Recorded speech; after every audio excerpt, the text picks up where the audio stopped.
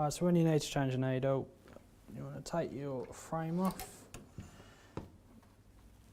and then we'll remove the extension table. I mean, if you've got small hands, you don't have to do this, but I struggle a bit getting in there. And now, using your tool that you would get in your box, what we do is you just put it in this bit here, just do half a turn, pull your needle out, like so. Flat-sided. Yeah, same as a normal domestic needle. What you want to use is embroidery. I recommend Smets, for most people, even Benina recommend Smets. They're just good quality German needles. But I always try and use embroidery, it's always going to help. Yes. So, like a normal machine, you want your flat side to the back. Yes. It's a little bit tricky, but you can see there's a little square hole in the top here. Yes. When you put the needle in, you want to see it go to the top of that hole. Oh. It is tricky. Bit fiddly, there we go. Just pop it in. So I was saying, in the top here you can see it's coming right up, so we know it's at its highest point. Then we just do it up. When you doing it, the reason I say undo sort of half a turn is because you know to do it back up half a turn. Yes. People have the habit of really over tightening it. So if you only ever do it up what you've undone it, you're not going to have any issues. So now we'll thread this bit.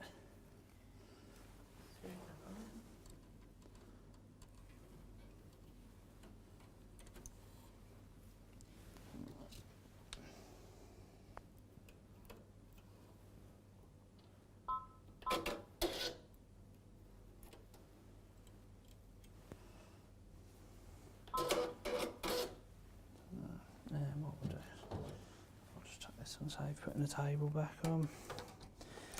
Now, because it's sort of done it halfway through, I'm going to use this button and we'll go back 10 stitches. So you're not bothering to put the table on? Not for a minute in case it does it again. Yeah, usually you pop the table back on, but we'll just keep an eye on it, see. Because it could be the thread. Could be.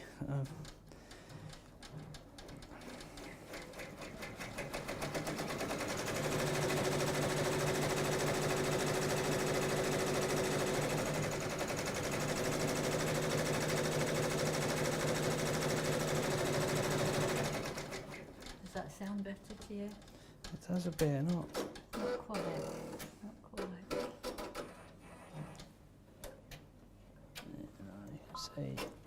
You can see here the cotton's fraying. Yes. Yes.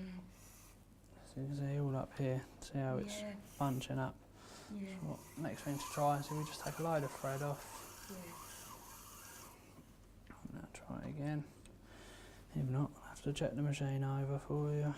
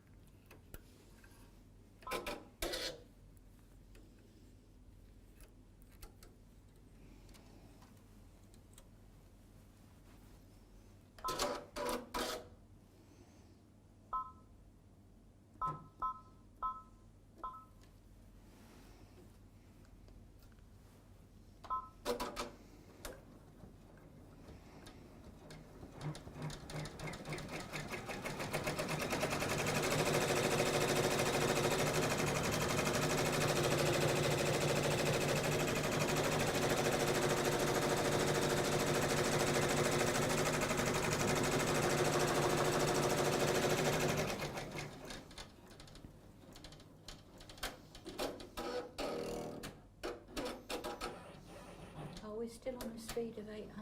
Still on 800, Right, yeah. okay. Do you think it would help if we went down to 600? It shouldn't really make a difference, no, it should,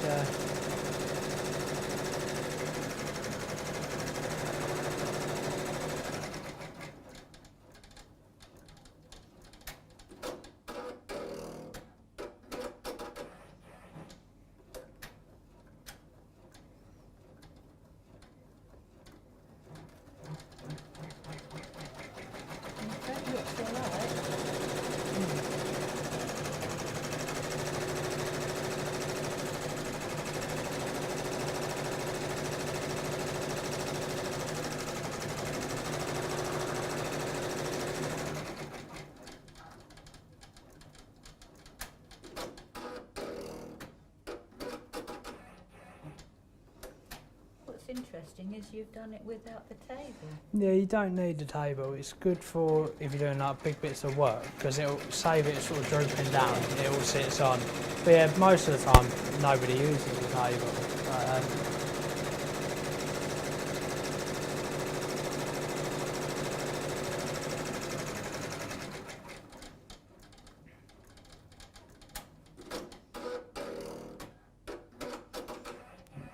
Once it's done, tells you on the screen. Click OK. So now we just remove the frame. And there we go. So what you want is, see on the back here we can't see the white of the bobbin. That is how personally I like embroidery and how a lot of it's done, but some people they want to see a bit of white. So if you wanted to see a bit of white on there, you'd just loosen the tension on the bobbin case. And I'll show you to do nice and simple. There's a little screw on here and just under a quarter of a turn until you get the desired effect. But for me, I'd leave it where it is. Yes. I'm happy with that. The only thing now we've done sort of a test is we can see that the sort of the writing, I've put one space in, but it still looks like it's one word. So maybe next time we'd put 2 spaces. Right, that's So worth again, noting, it's going to come with practice on what fonts you're Yes. using, how you want it to look. Yes. So it always pays to do a tester, and then remember what you've done. Once you get it perfect, remember what you've done, or save the For design, next time. then you can just do it.